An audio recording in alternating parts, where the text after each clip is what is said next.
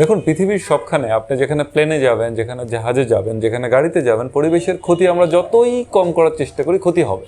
আমাদের এখনকার টার্গেট কি? আমাদের টার্গেট হচ্ছে পরিবেশের ক্ষতি যত সম্ভব কম করা। তো অ্যান্টার্কটিকার জাহাজগুলোতে খুবই স্ট্রিক্ট, তারা যে বাইরে খাবার নিয়ে যায় পুরোটা ফেরত নিয়ে আসে। কোনো রকম গার্বেজ, কোনো কিছু, একটা চিমটি প্লাস্টিক বা এনিথিং ডাম্প করার কোনো সুযোগ নেই। তো ওই হিসেবে পরিবেশের উপরে ইম্প্যাক্টটা কম।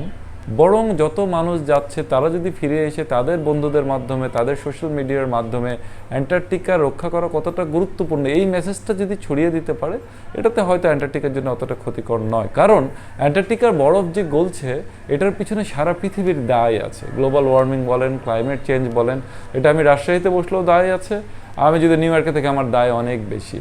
কাজে এই হিসেবে আমরা মন্দের ভালো হিসেবে ওইটা দেখি যে এই মানুষগুলো এসে যাতে অ্যান্টার্কটিকা রক্ষার জন্য, সবচেয়ে বড় কথা প্রকৃতি রক্ষার জন্য, যাতে অন্য মানুষকে বলতে পারে।